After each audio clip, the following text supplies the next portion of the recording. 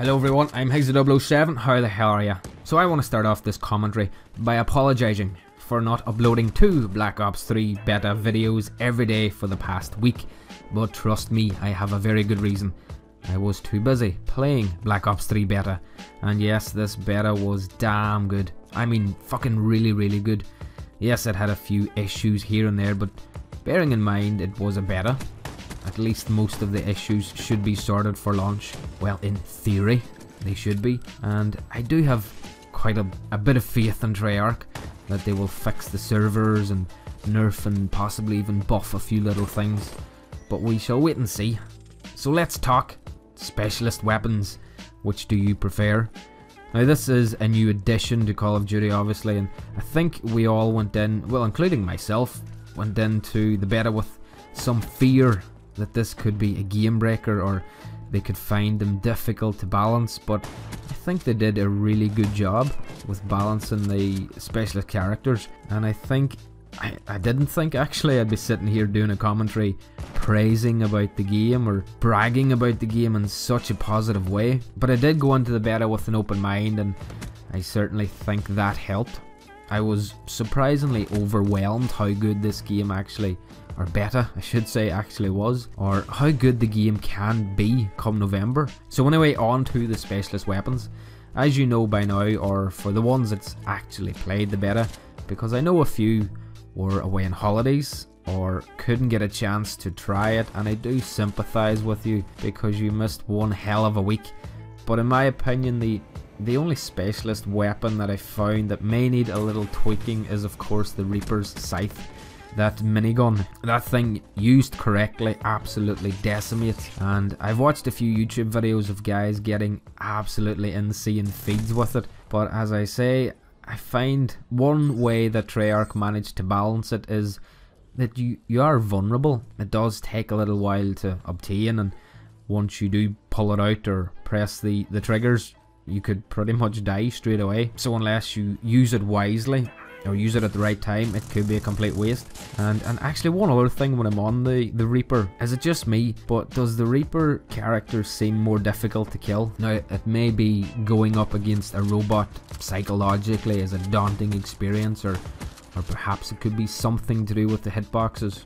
Now we all remember the ghillie suit and Ghosts had an issue with the hitboxes, but you know what, maybe I'm just looking for flaws, something to complain about. At the end of the day, I am a grumpy old man. As for the rest of the weapons, the gravity spikes are cool as fuck. I think a few people have been calling them the Fists of Fury.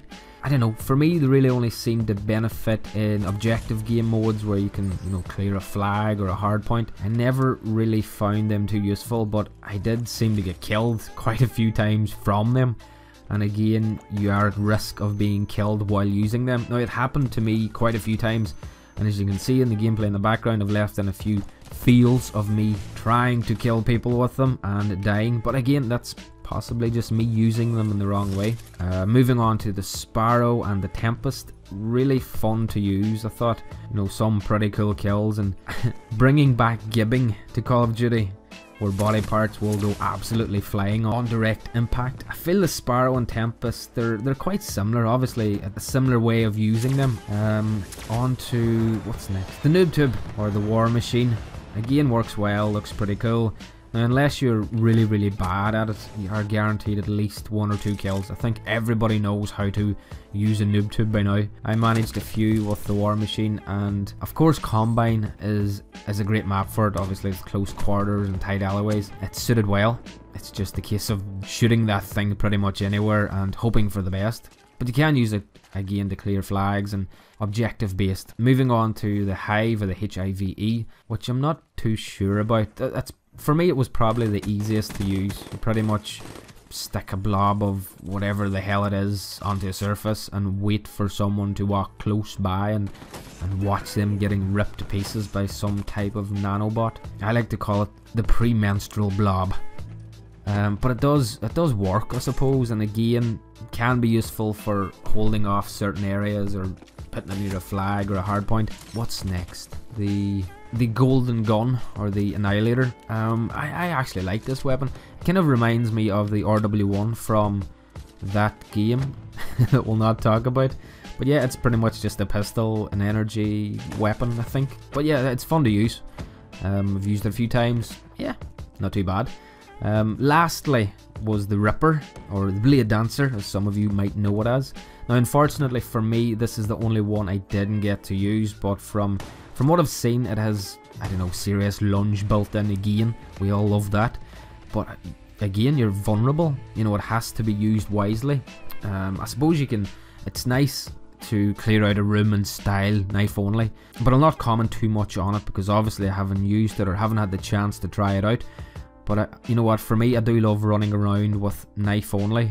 I've had quite a few gameplays with knife only.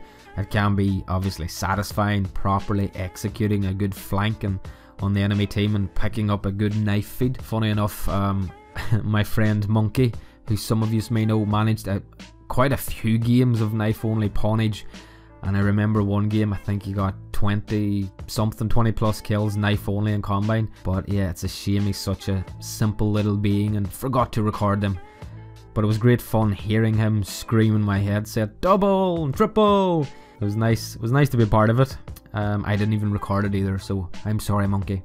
I really do think, talking about the knives, I really do think they nailed the knifing mechanics as well in Black Ops 3, and I'm actually glad it costs 1 point to equip as well, because we were actually talking about this before. You know, it costs a point to equip a knife, but for me, used correctly, it can be just as powerful as any pistol or secondary in the game, and obviously much more fun to use, and it's nice to piss people off as well. So anyway, just to recap briefly, specialist weapons are great to use, fun to use in the right hands, but you're obviously left vulnerable. So yeah, bravo to Treyarch for balancing them pretty well. I think you actually did quite a good job.